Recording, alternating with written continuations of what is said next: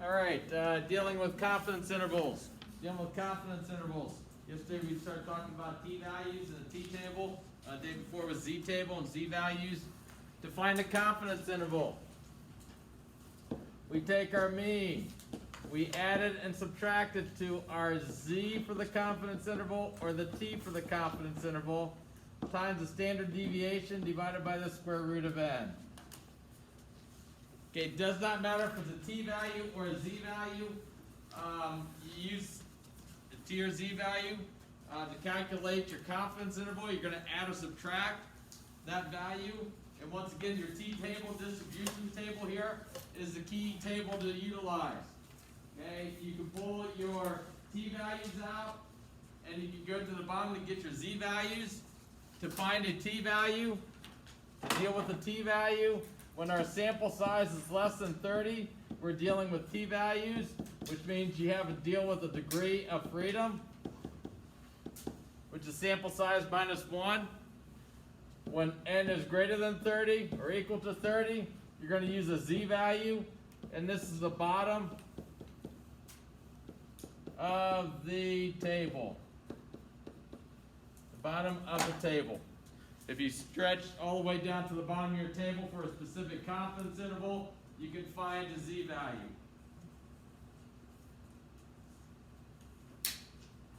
For your homework, you had some problems to deal with respect to confidence intervals. Any questions you have on any of the problems?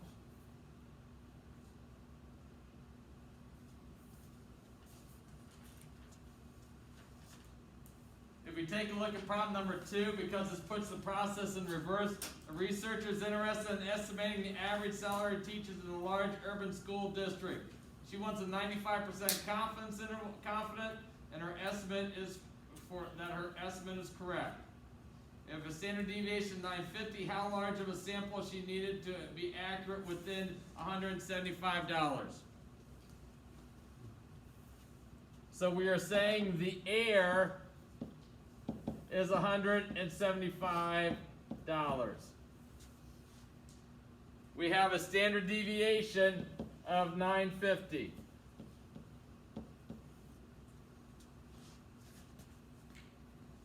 And we want to be confident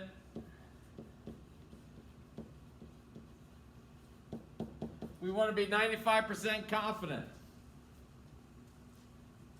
So if we want to be 95% confidence, now we're looking at a sample size, hopefully it's going to be bigger than 30. So we can use a z-value. We look at a z-value for 95%. So we stretch our table down, or stretch down to the bottom of our table. Look at what's our z-value for 95%.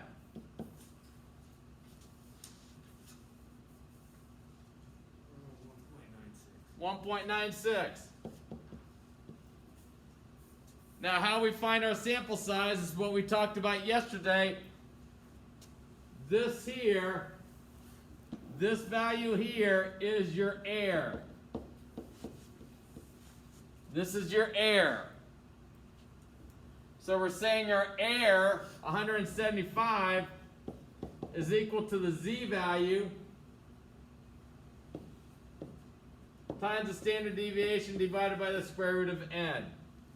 Now, if you want to, you can manipulate through the equation, or you can use what we did yesterday. I gave you another equation. Does not matter. If you just deal with it this way, we multiply both sides by the square root of n.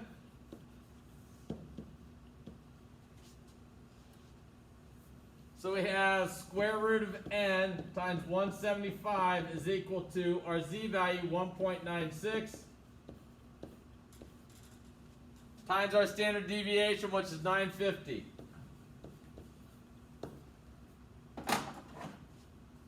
We can divide by the 175. And that will give us the square root of n. And then our last step would be to square both sides.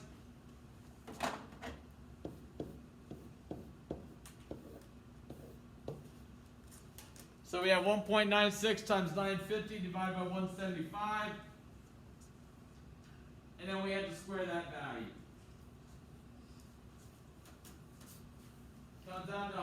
114.2. You can't have a 0.2 of a person or a subject, so you have to go up the next 114.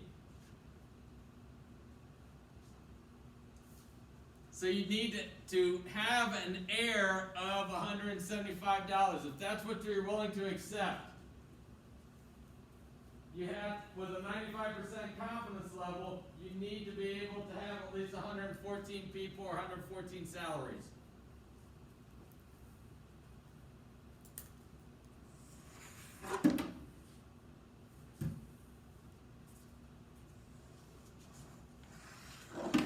The other ones are pretty much straightforward. The straightforward ones, those are a little bit easier to deal with. When you have to put the process in reverse, it's a little bit more difficult.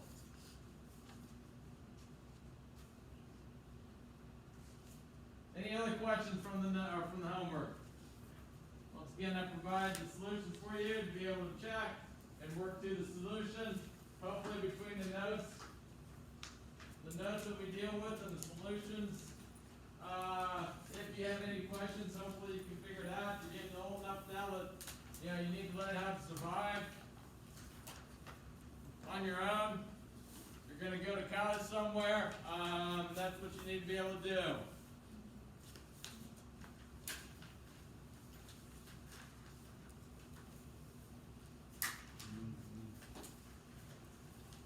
Because professors aren't easily accessible at college levels.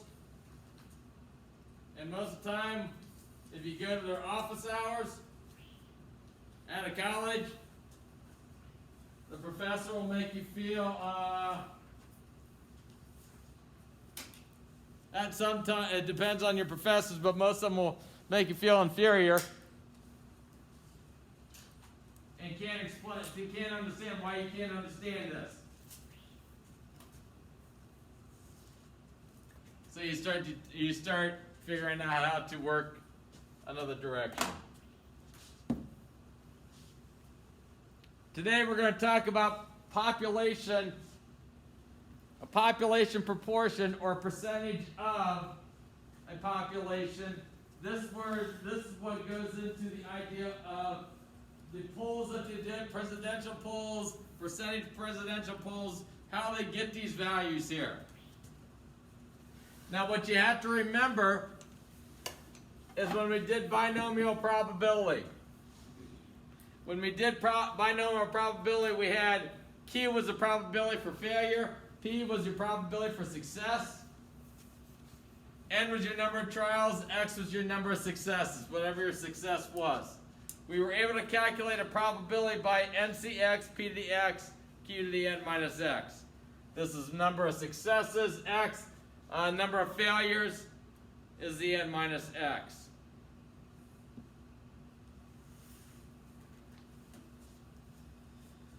Okay, we're going to calculate a point estimate. Once again, this is going to be like a sample proportion. And when we talk about population proportion, we're talking about a percent. 30%, 50%, 70%.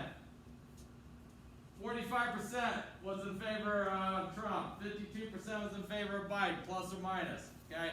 Those are samples. Those are point estimates.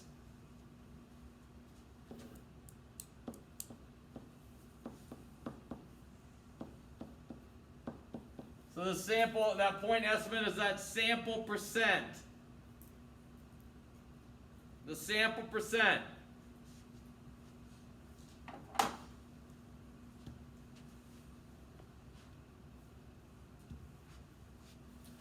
This is called p-hat. Put a little dome on top of its head. It's called p-hat.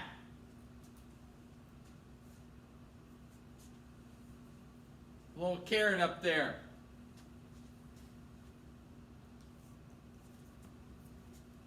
When we deal with p-hat,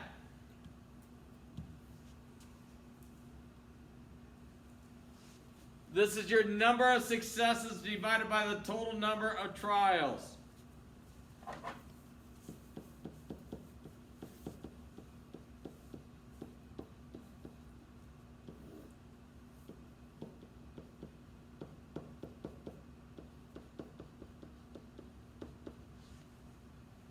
whatever your success is, whatever the question is asking for is a success. The number of successes divided by the total number of trials. X divided by n. This goes into the verbiage that we did with our binomial probability.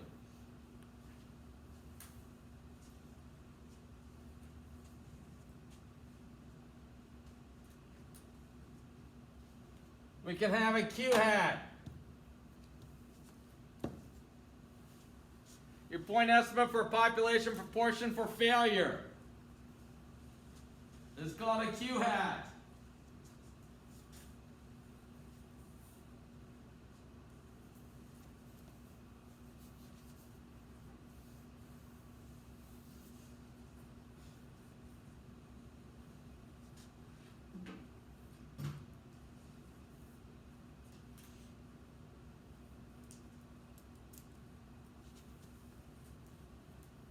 Now we're talking about a binomial distribution here. Binomial, there's two possibilities. It's either this or this. We answer correct or we answer incorrect. We have a make or we have a miss. Two possibilities.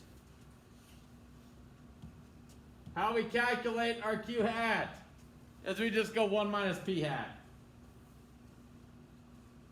Just 1 minus P hat. Yes, you could say the number of failures divided by total number of trials, but really you can just go 1 minus P hat because you're either going to be this or you're going to be this.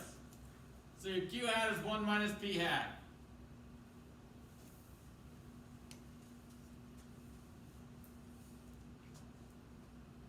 Once again, you have to define what your success is.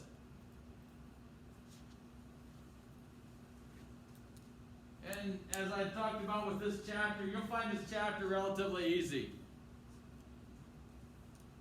A survey of 1,500 U.S. adults. The survey asked 1,500 U.S. adults if they will participate in the 2010 census. 1,215 U.S. adults said that they will participate. Calculate P hat and Q hat. Well, our success here is, are they going to participate in the census?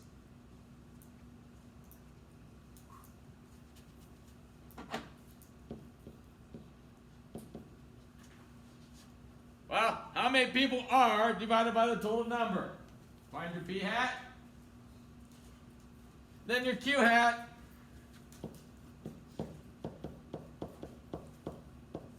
Is equal to 1 minus P hat. Calculate your Q hat.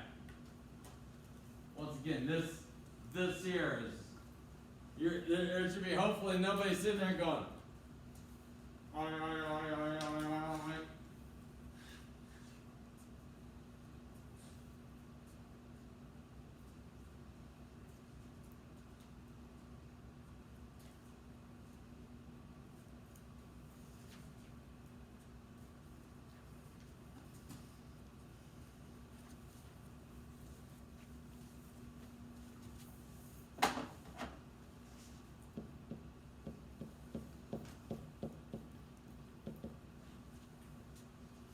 that's what you get for P hat.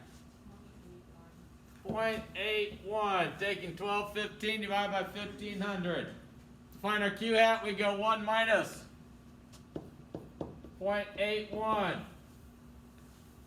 And we come down to what, Emily? 0.19.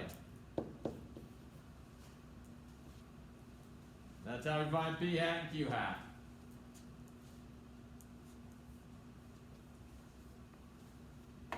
Your maximum error. Your maximum error is calculated by our Z value times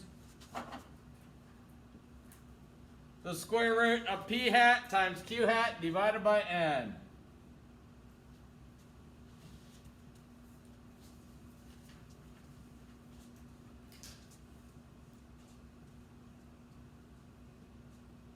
So your P hat is your best point estimate. It's like a sample percentage percentage that you start out with. It's like your sample mean, but it's a percentage.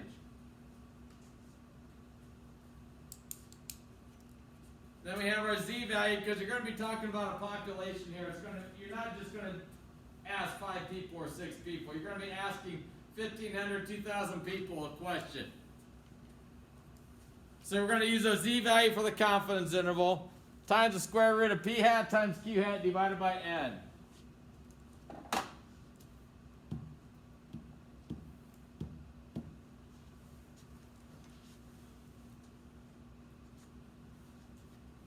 Proportion confidence interval is a population proportion. P for the probability for success is calculated by used to be here. There we go. Just gotta find it. It's like Where's Waldo?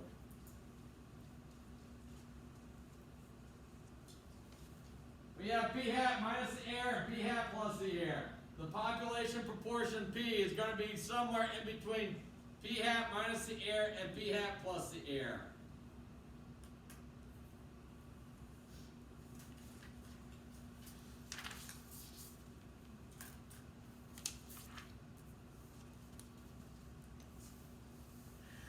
So when you look at your presidential things, and they do surveys, and they say 47% or 47%.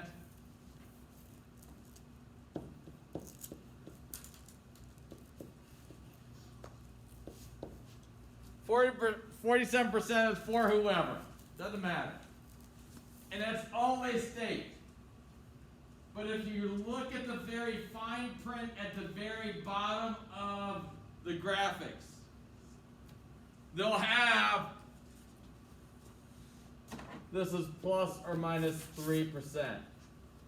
Underneath. You barely can read it. Because they don't want to show that aspect of the data. They just want to show that 47% was for this person. That's it. But there's an error. This is your p hat. This is your error. So what we're saying here, you have 47% minus 3% and 47% plus the 3%. So the population proportion, this is population,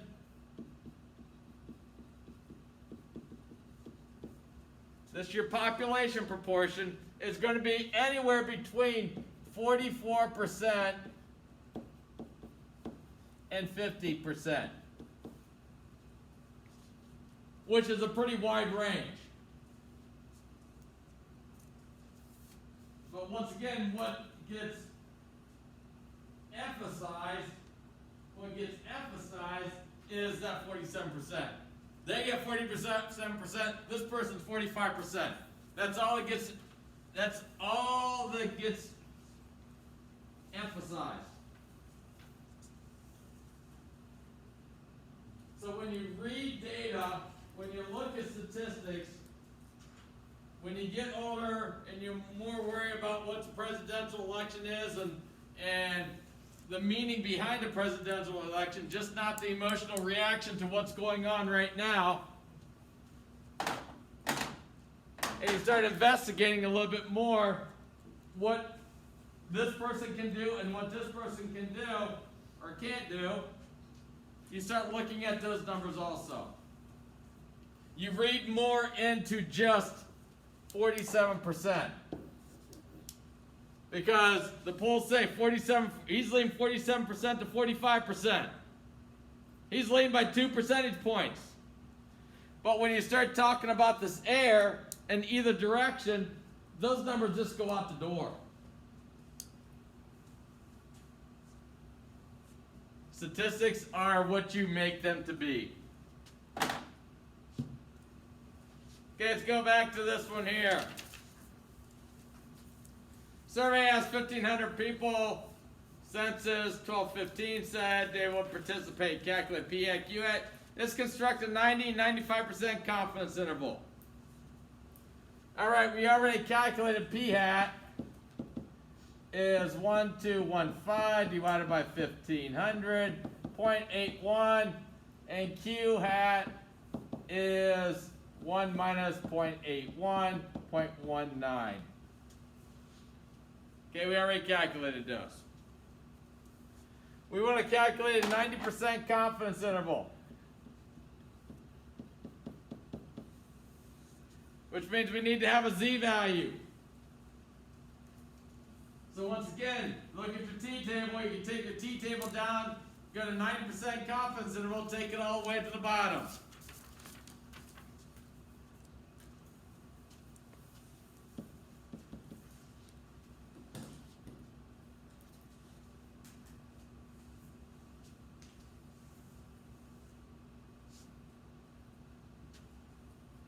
What's our z-value for 90% confidence? Sarah? 1.645. Or if we use 1.65, that's fine. I'd accept either or. So to calculate a 90% confidence interval, we have to calculate an error. Our error is calculated by z square root of p hat times q hat divided by n.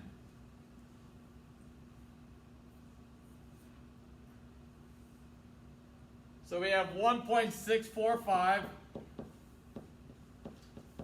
times the square root of 0.81 times 0.19 divided by 1500. Now you want to take this and round it to 2 decimal places.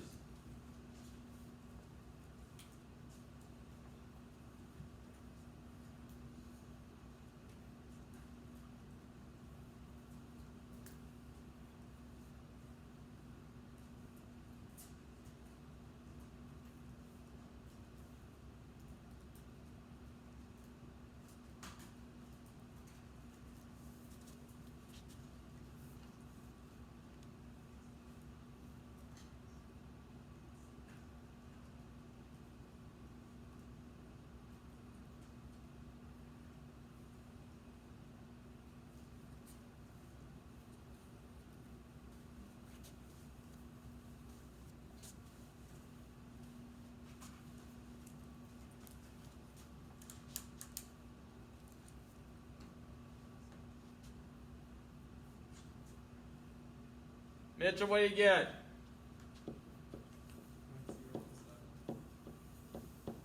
0.017, which will go to 2 decimal places, 0.02. We good with that? Okay, so our population proportion is going to be somewhere in between p hat minus the error and p hat plus this error. So our p hat is 0.81 minus 0.02, 0.81 plus 0.02. So we have 0.79 and 0.83.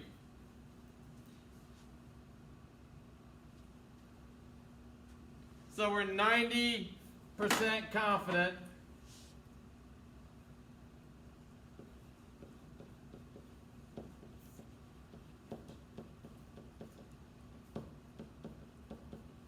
the population proportion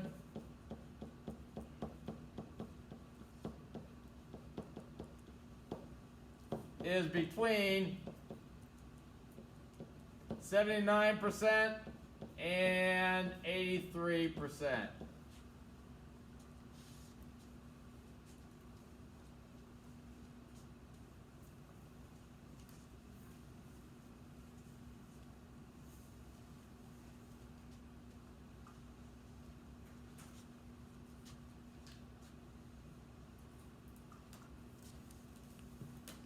Go down the bottom one here.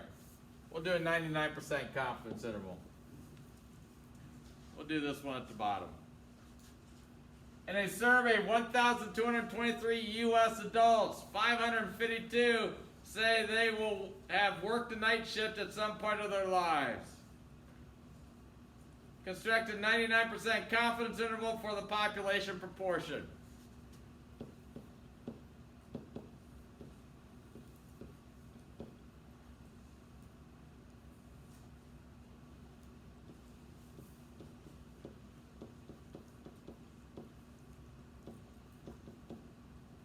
So calculate a p hat, calculate a q hat. Find your z value for 99%.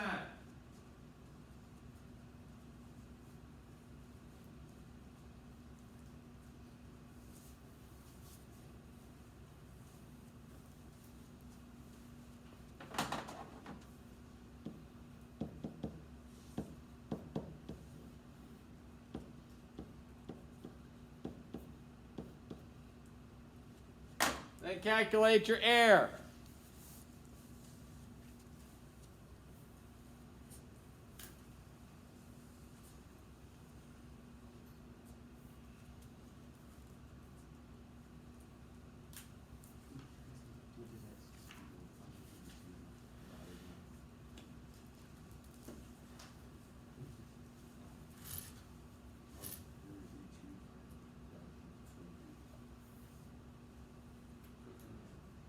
Then take your p hat minus your error and p hat plus your error.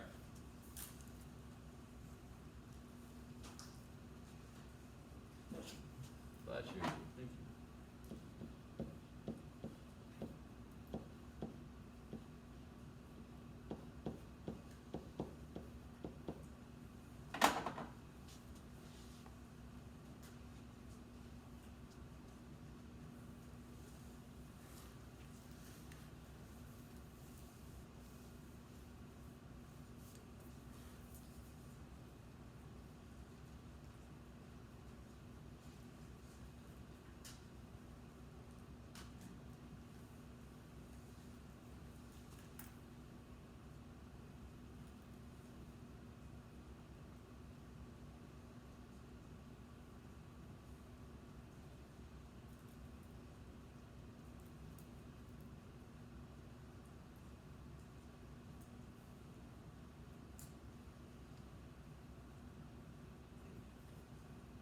And write a final statement.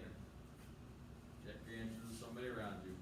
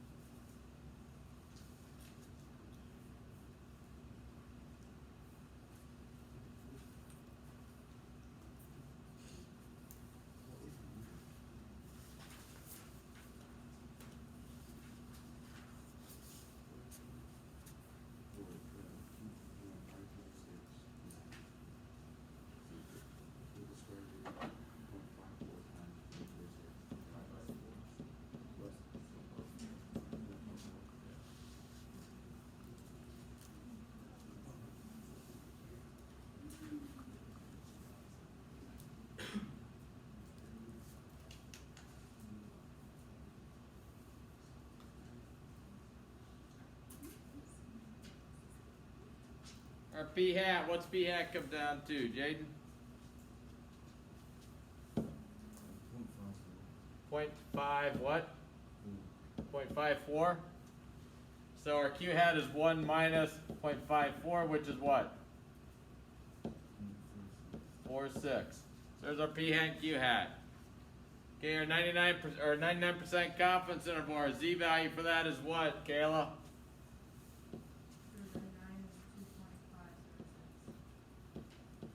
2.576, or if you use 2.58, that is fine too. So we have 2.58 or 76 square root 0.54 times 0.46 divided by 1023. Kayla, what do you get for your air?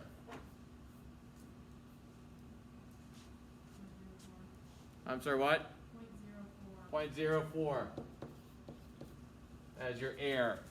And if you use 2.58, you're going to get the same. You should get very close to that. So we have P hat plus and minus the air. So we have 0.54 minus 0.04. 0.54 plus 0.04. Our two values back, so we come down to our what?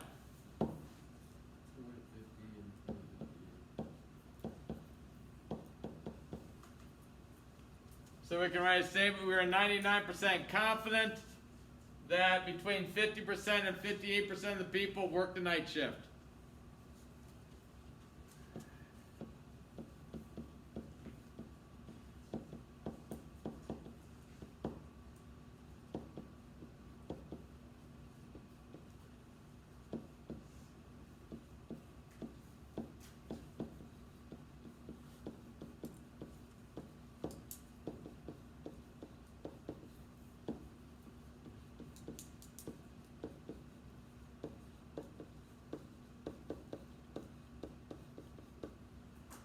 With the data that we have there, between 50 and 58% of people, U.S. adults, work the night shift at some point in their life. And we're 99% confident that's occurred.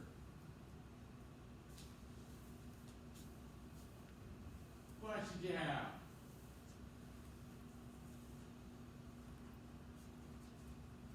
Alright, tomorrow we'll come in, we'll do one last confidence interval, will be over standard deviation.